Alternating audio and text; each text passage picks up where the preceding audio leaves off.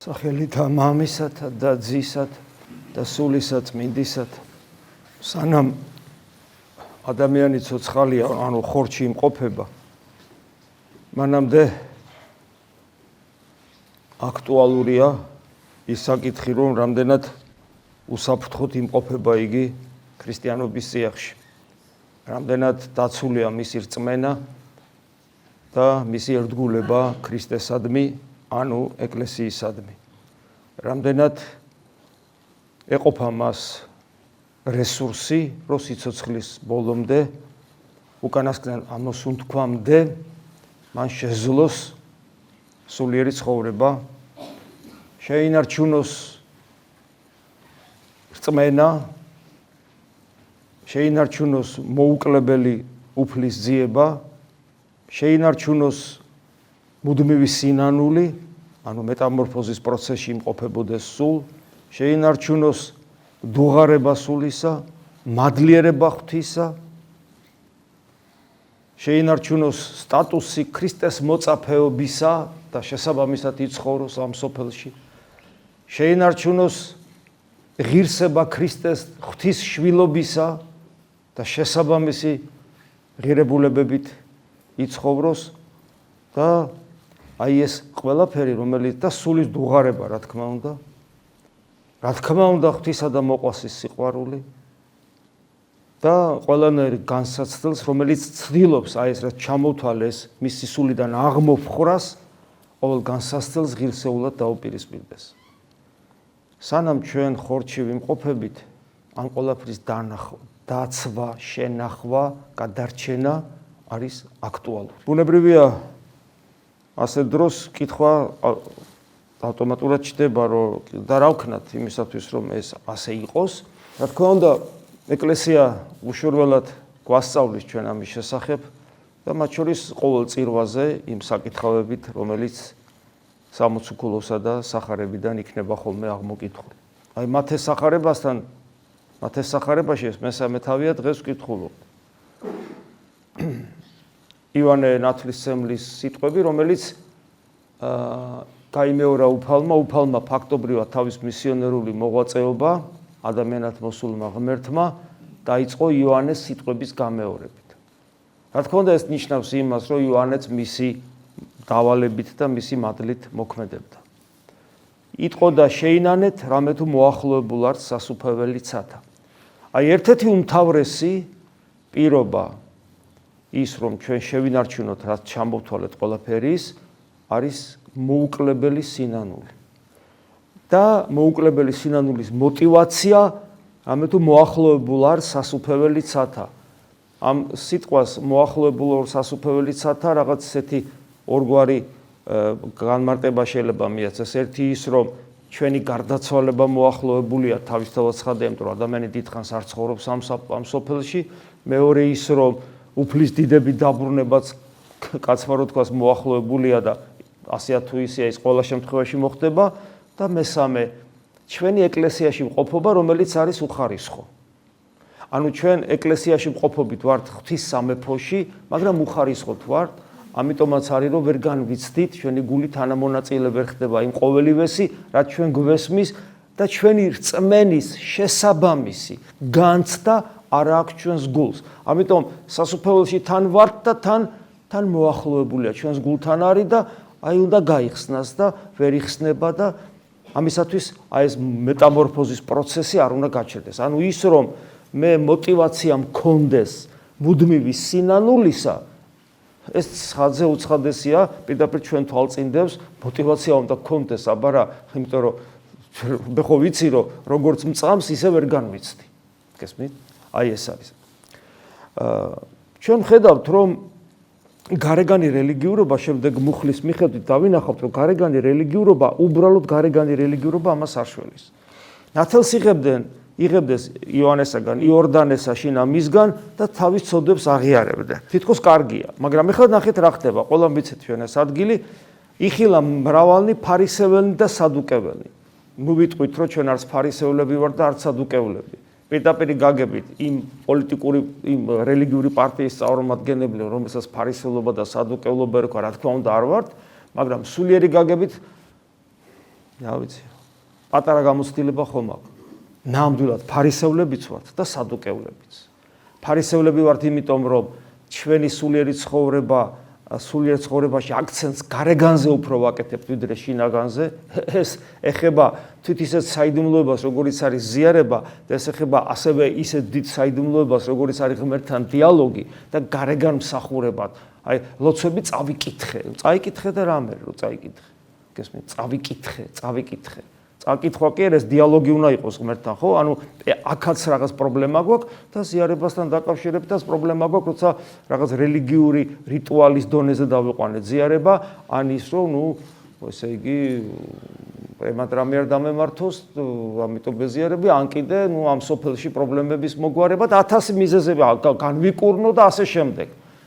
გესმით? და არა და ზიარების დანიშნულება საერთოდ სხვა რამეა, რაც კარგად არის ახსნილი წმინდა წერილში, რომელსაც ჩვენ სულ უნდა ვკითხულობდეთ. ეს არის ფარისევლობა, ჩვეულებრივი, ხო და ეს რომ ნამდვილი ქრისტიანობა არ არის, ჩვენი რელიგიურობა ჩანს იქედან, რომ ესე იგი ქრისტეს არ ვგავარ და ლუსტრაცია ამის ხდება მოყვასთან ურთიერთობაში, უპირველეს ყოვლისა ოჯახის წევრებთან ურთიერთობაში, დედასთან, მამასთან, დასთან, ძმასთან, მეუღლესთან, შვილებთან, გესმით?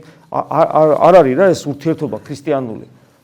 უცნაურია ხოლმე, რომ ხა ჩვენ მეტნაკლებად სასულიერო პირები ხო თქვენ ვალდებულება გვაქვს, რომ თქვენი ცხოვრება ვიცოდეთ, თქვენ აღსარებებსაც გვეუბნებით, ჩვენ რაღაცნაირი ფორმით გაკვირდებით, როცა თქვენ გაზიარებთ და პასუხისგებლობის განცდით გაზიარებთ ჩვენს ხო, იმიტომ რომ ვისი ზიარებას არ შეიძლება ის არც უნდა ეზიაროს და ხო გესმით თუ მკაცრად ვიუდგები, არავის ზიარება არ შეიძლება, არავის ღირსი არ არის, მაგრამ არსებობს რაღაცა წითელი ხაზები, რომელიც ადამიანმა არ უნდა გადაკვეთოს და ამ წითელი ხაზების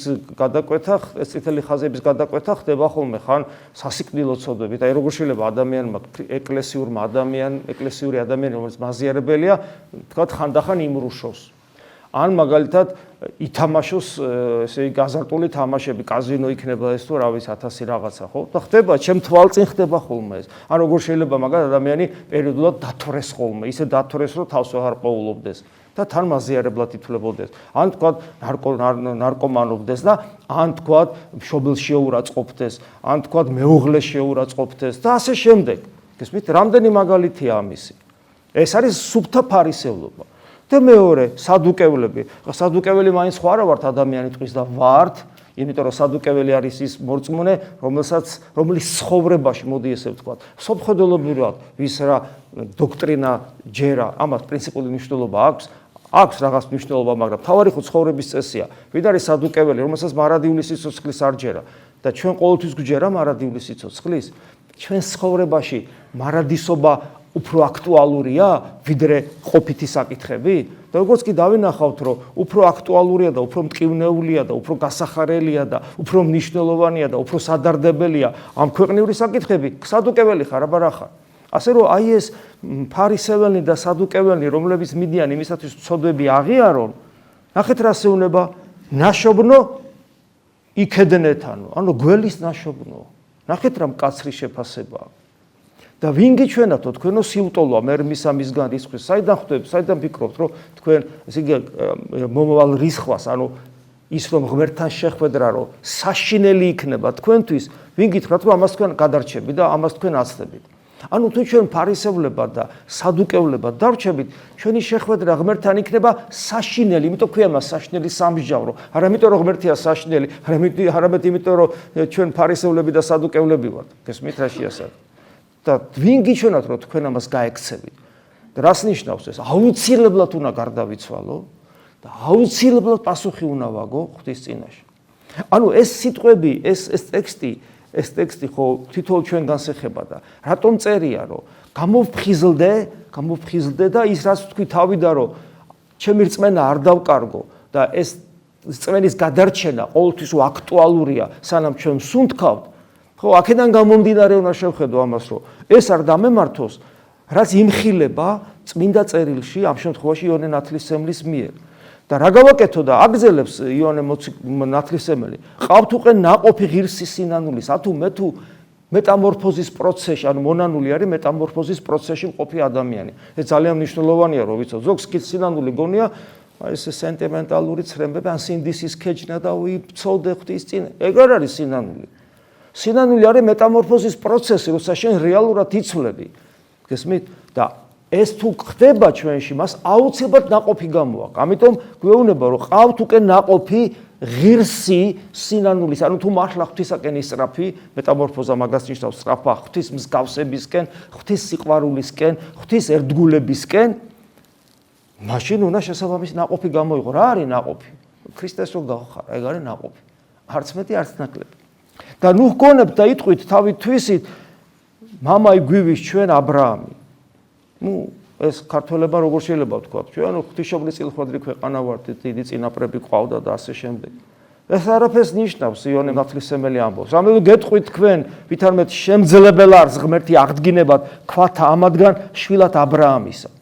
ქვათა ამადგან შვილად აბრაამის. ეს სიტყვები იცით რატო ამწარე?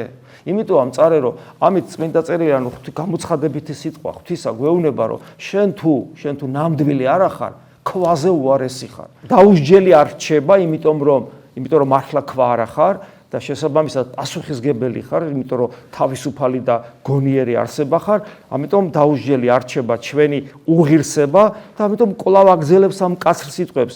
რამე თუ აწვე ესერა ცული ძირთა თანა ხეთასა ძეს. ანუ ხის ძირში ცული დევს. ანუ თუ ხე ადამიანი ხე როგორც სიმბოლო ადამიანისა და თითოეული ჩვენთაგან ფეხებთან ცული გამზადებულია ყოველ მან ხემან, რომელმან არა გამოიღოს ნაყოფი კეთილი მოეკვეთოს და ცეცხლსა დაედვას.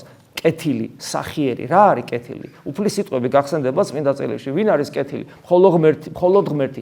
ანუ თუ ჩვენში ღმერთი არ იცხოვრებს, ანუ ჩვენ თუ არ გავხდებით ტაძარი ღვთისა და კეთილი მხოლოდ ეს არის და სხვა არაფერი, ანუ თუ დომინანტი არ იქნება ჩვენში ღვთისნება და ღვთისნების შესაბამისად არ ვიმოქმედებთ, როგორც თავისუფალი არსებები, ჩვენი არჩევანით ღვთისნების შესაბამისად არ ვიმოქმედებთ, ჩვენი ცხოვრება არ იქნება კეთილი. და მოეკვეთოს და ცეცხლი დაედვას, ეს ჯოჯოხეთის სიმბოლოა. გარდა ამისა, იმის გამო, რომ ჩვენთვის ეს აქტუალური თემა, რომ არ მოვწყდეთ ჩვენს რწმენას, დარჩეს ჩვენში ჩვენი რწმენას და იყოს ის ძლიერი და ცოცხალი, სანამ პირში სული გვიდგას, როგორც იტყვიან, ძალიან მნიშვნელოვანია დოქტრინალურად გავიაზროთ, რომ სად ვიმყოფებით და ვიმყოფებით ჩვენ ეკლესიაში და აი ტიმოთეს მიმართ ეპისტოლეში პავლე მოციქული გვახსოვს ეს ცნობილი სიტყვებია, პავლე მოციქულს რომ არ განემარტა რა არის ეკლესია, ვერ მიხვდებოდით, პავლე მოციქული ქრისტეს სიტყვებს განმარტავს, ქრისტე ბევრჯერ საუბრობს ეკლესიაზე, ის ამბობს, რომ მე დავაარსებ ეკლესიას და მე თუ რა არის ეკლესიის რაობა, ამაზე ბევრჯერ საუბრობს, იგავური სახეები ძირითადად და მე პავლე მოციქული ყველაფერს თავის სახელს არქმევს და ამბობს, რომ ეკლესია არის ქრისტეს სხეული. გესმით? ანუ პირდაპირ კავშირშია, როცა ეკლესიის გარეშე ვერ ცხონდები, კაცო, როგორც ცხონდები ეკლესიის გარეშე, როცა ეკლესიით ხარ ქრისტესთან და რატო? იმიტომ ეკლესია ქრისტეს მისტიკური სხეულია. ეკლესიის გარეშე ქრისტეს გარეშე რჩები. ეკლესიის სიყვარული, ეკლესიის ერთგულება, გესმით? ეკლესიისადმი პატივის მიგება არის ქრისტესადმი სიყვარული, ქრისტესადმი ერთგულება და ქრისტესადმი პატივის მიგება. ეს ერთ და იგივეა. და აი პავლე მოციქული ტიმოთეს მიმართ ეპისტოლეში ეუბნება ტიმოთეს და ამით ჩვენ უწყოდი, ანუ იცოდეო შენ. ვითარ ჯერ არს, ანუ როგორი წესია, როგორ უნდა სახლსა შინა ღვთისასვლა, ანუ ღვთის სახლში როგორი სვლა ცხოვრება. შენ უნდა იცოდე, ესეთი იმპერატიული ტონი აქვს პავლე მოციქულს, უნდა იცოდე. ტიმოთე მისი სულიერი შვილია, თან ეპისკოპოსია სასულიერო პირი. ანუ სასულიერო პირებს გვეუბნება, მაგრამ ამით ფაქტობრივად ყველა ადამიანს ეუბნება, ხო? ეს იმპერატიული ტონით. იცოდე, როგორ უნდა იცხოვრო ღვთის სახლში. და მე იქვე გეუბნება, რა ღვთის სახლს უცებ რო არ გეგონოს ქვის ტაძარი, რომელიც არის ეკლესია ღვთისა ცხოველის, ანუ ცოცხალი ღმერთის ეკლესია. ღვთის სახლი არის ცოცხალი ღმერთის ეკლესია. ანუ ფაქტობრივად ჩვენ და თითოეული ჩვენგანი ცოცხალი ლოდია. ეს ლოდი ვარგა იმდენად, რამდენადაც თვითონ მასში ღმერთი ცხოვრობს. ანუ თავადაც ტაძარია ღვთისა. ეკლესია, ანუ ერთობა ადამიანების, რომელიც ქრისტესთან შეერთებულია, ქრისტეს სხეული, როგორც სხვა ადგილას ამბობს, ხო, პავლე მოციქული. არა მარტო ეს არის, არამედ იგი არის სვეტი და სიმტკიცე ჭეშმარიტების. აი რატომ არის ეკლესია უცდომელი. მეშლება, ყველას ეშლება. არ არსებობს ადამიანი, რომელიც რომ არ შეცდეს. მაგრამ აი აქ არის სიბძნე. აბა თუ ყველას გვეშლება და ყველანი ცოდვილები ვართ, რაში მდგომარეობს, რომ ეკლესია სიმტკიცე და სვეტია ჭეშმარიტების, ანუ ეკლესია უცდომელია. აი აქ არის ზუსტად სიბძნე. ადამიანმა დაინახოს, სად არის ეს სიბძნე დამარხული და დაინახოს და აღიქვას, წაიკითხოს და აიღოს ეს სიბძნე, გესმით? ეს არის სულიერი ცხოვრების ერთ-ერთი უმნიშვნელოვანესი ნაყოფი. თუ ადამიანი ამას ვერ გძნობს, აი ეკლესიის წიაღში ვართ ყველანი, ხო? თუ ეკლესიაში უამრავი რამე ხდება. ჩვენ ძალიან კარგად ვიცით, რომ დღეს ქართველი კაცი მით უმეტეს უნიჭიერესია და სულიერი არავინ არ არის. ყველამ ძალიან კარგად ვიცით, რა ხდება კარგი ეკლესიაში, რა ხდება ცუდი და ასე შემდეგ და თუ ადამიანმა არ იცის და თუ ადამიანი ვერ მიხვდა ეკლესიის არსს აი ამ ორომტრიალში, რაც ჩვენს გარშემო ხდება და თუ ადამიანმა არ დაინახა ის რას ნიშნავს, რომ იგი ეკლესია სვეტი და სიმტკიცეა ჭეშმარიტებისა, რომ ის ქრისტეს მისტიკური სხეულია, რომ ის უცდომელია, რომ ის ნამდვილია, რომ აბსოლუტურად სანდოა და ეს ყველაფერი რას ნიშნავს და რაში მდგომარეობს და გაყოს ჩემი პირადი ცოდვა ეკლესიის სიწმინდისგან, ხო? თუ ადამიანი ამას ვერ მიხვდა, ის ჯერ ქრისტიანი არ არის. და ესეთი ადამიანი ყოველთვის ირყევა და ვიღაცა გამოდგება ეკლესიის წერი, რაღაცას დააბრეხვებს და წარგიტაცებს ეგრევე შენ და შენც ესე იგი გაგიყოლებს თავისი არაჯანსაღი, ესე იგი სოფხედელობით, იმიტომ რომ არ ახარ ჩამოყალიბებული ქრისტიანი, ვერ ხედავ იმ დიდებულებას, რასაც ეკლესია ქვია. და შემდეგ ამის მერე აი საოცარი სიტყვები დაახსარებულად დიდარს, ანუ ჩვენი აღმსარებლობა, რომელსაც ჩვენ ვაღიარებთ, ეს არის რწმენის გამოხატვა არა მარტო სიტყვით, არამედ მთელი ჩვენი ცხოვრების წესით, ჩვენი მთელი არსებით, ჩვენი სუნთქვით, ჩვენი გულისცემით, ყველაფრით აბსოლუტურად აღსარებულად დიდარს ღვთისმსახურების, ანუ რატო ღვთისმსახურების, ანუ მე ღმერთი თავისთვის და მე ჩემთვის კი არა, მე ვემსახურები ღმერთს, მე ვშრომობ ღმერთისთვის, მე ვმუშაკობ ღმერთისათვის, მე ვერდგულებ მას, მე საერთოდ მისთვის ვარ, ყველას რაც მაქვს, ყველაფერი მისთვის არის, ამას ნიშნავს ღვთისმსახურების, არა ღვთის, არამედ ღვთისმსახურების საიდუმლო. ნახეთ როგორ ამბობს და აღსარებულად დიდარს ღვთისმსაიდუმლო შეიძლება და ეთქვა ესე, არა, ღვთისმსახურების საიდუმლო. ღვთისმსაიდუმლო რო თქვა, განაშესწომა იქნებოდა. მაგრამ ჩემი აქტიური როლი არ იქნებოდა გამოკვეთილი. მაგრამ პავლე დიდია, ძალიან დიდია ის სულიწმინდა ღმერთის მიერ ნაკარნახევს ზუსტად ხვდება მისი ერთგული ქრისტესადმი ერთგული გული და ზუსტად ფორმულირებს, ზუსტად აი გამოკვეთავს სიტყვაში. დიდარს არა ღვთის საიდუმლო, არამედ ღვთისმსახურების საიდუმლო, ანუ მე აქტიურ ფორმაში, აქტიურ მდგომარეობაში ჩამაყენა დიდარ ღვთისმსახურების საიდუმლო, რა ღმერთი გამოჩნდა ხორცით. გესმით რაზეა საუბარი? გალაქტიკების შემოქმედი გამოჩნდა ხორცით, ანუ დავინახე, ანუ მოვისმინე, ანუ ხელი მოვკიდე და ჰოი საოცრება შევჭამე. რასაც თქვენ ახლა გააკეთე. აი ამას რო ესე ჩამოვთვლი, ხო, ანუ დავინახე, ანუ მოვისმინე, ანუ ხელი მოვკიდე და შევჭამე. გესმით? აი აქ ადამიანი დუმილში უნდა გადავიდეს, რა უნდა თქვა, როგორ უნდა გაიგო, როგორ უნდა განმარტო, როგორ უნდა ახსნა, გესმით, როგორ უნდა დაიტიო და უნდა გაჩუმდე და შეგეშინდეს, რომ ვაი თუ უღირსად შეჭამო. და გამართლდა სულით, ეხლა ქრისტემ ხო ღმერთმა ხო ადამიანური ბუნება მიიღო, ადამიანური ხორცი და ადამიანური სული. გამართლდა სულით, ვინ გამართლა? წმინდაა და ის ხო უცოდველია, მაგრამ აქ ლაპარაკი რაზეა, რომ ესე იგი ის შეასრულა, რაც ჩვენ და გაგვეკეთებინა ადამიანში, ანუ მარჯვენით მამისა დაჯდა, ანუ ადამიანური ბუნება ხორცი და სული, ქრისტესი ადამიანური და გონება ადამიანური და ნებელობა ადამიანური და აზროვნება ადამიანური და თავისუფლება ადამიანური, რაც მის ადამიანურ ბუნებას ახასიათებს და არჩევანი ადამიანური, რაც მას აქვს, ну არჩევანი უფრო ნაკლებად სწორი სიტყვაა, იმიტომ რომ არჩევანი პიროვნული და პიროვნულად ის ღმერთია, მას არჩევანი არ აქვს, მაგრამ ნებელობა ადამიანური, აზროვნება ადამიანური, გონება ადამიანური, სული ადამიანური, გესმით, თავისუფლება ადამიანური, ეს ყველაფერი მიერთა რა აღიტაცა და მარჯვენით მამისა, ანუ იქ სადაც გონებას ვერ მიწუდება, ანგელოზიც ვერ მიწუდება, ვერაფერი ვერ მიწუდება, იქ იმყოფება. გესმის, ამას ნიშნავს და გამიკვალა გზა მე იქ, იმიტომ რომ მე მისნაირი ვარ და ის ჩემნაირია.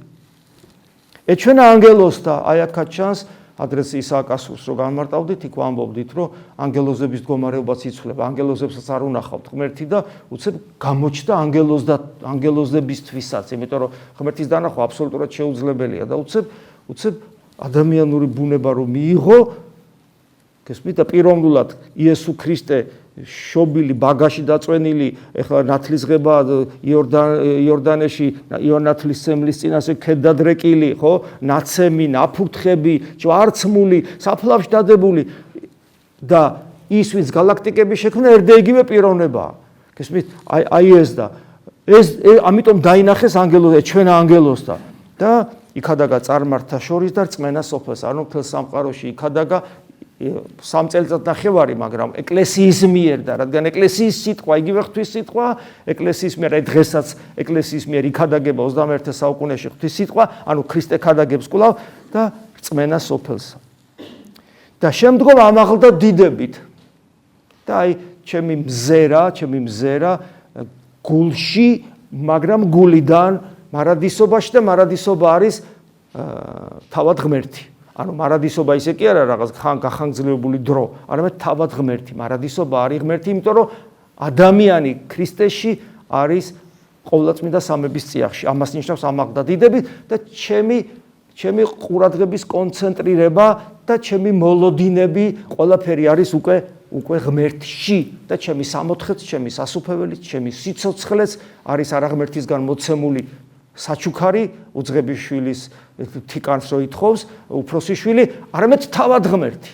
ანუ ყველაფერი ის, რაც ღმერთია, ანუ როგორც უფროს შვილს ეუბნება, ყველაფერი ჩემი შენია. აი ამას მეუნება მე ღმერთი. თეოდორე, რას მთხოვ, კაცო?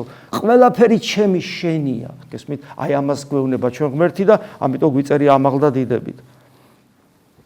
ხოლო ამის მერე პავლე მოციქული ამბობს ესე: სული წმინდა, რომელიც მას ელაპარაკება, ცხადად იტყვის, ანუ ეს მისთვის აბსოლუტური სიმართლეა. რამე თუ უკანასკნელს ჟამთა გან ვინმე დგნენ სარწმუნოებისაგან, ანუ ბოლო ჟამს ვიღაცები სარწმუნოებისგან განდგებიან, ერჩდნენ იგინი სულთა მათ მაცთური სული და მოძღვრებითა ეშმაკისათა, ორგულებითა, სიტყვითა, ტყუილისათა და დამწვარი თვისითა გონებით. ანუ ადამიანები, რომლებიც ესე იგი სარწმუნოებისგან განდგებიან, იმიტომ რომ დაემორჩილებიან მაცთურ სულებს, რომლებიც ეშმაკის მოძღვრებას უქადაგებენ, ორგული სიტყვა, რომელიც ტყუილია და რაღაცნაირად ადამიანს აძლევს საშუალებას, რომ ვითომ მორწმუნეც იყოს, თან ეშმაკის ლებაც აღასრულოს და ასე დროს ადამიანს შემწვარი თვისითა გონებითა. გონება ამ შემთხვევაში სინდის ნიშნავს, ანუ სინდისი დამწვარი აქვს, სინდისი აღარ მუშაობს. გესმით? აი ეს მდგომარეობა, რო არ დაგვემართოს, რასაც სული წმინდა ცხადად იტყვის, ესაც ნიშნავს ცხადად იტყვის. ანუ ეს საშიშროება ყველას გვემუქრება.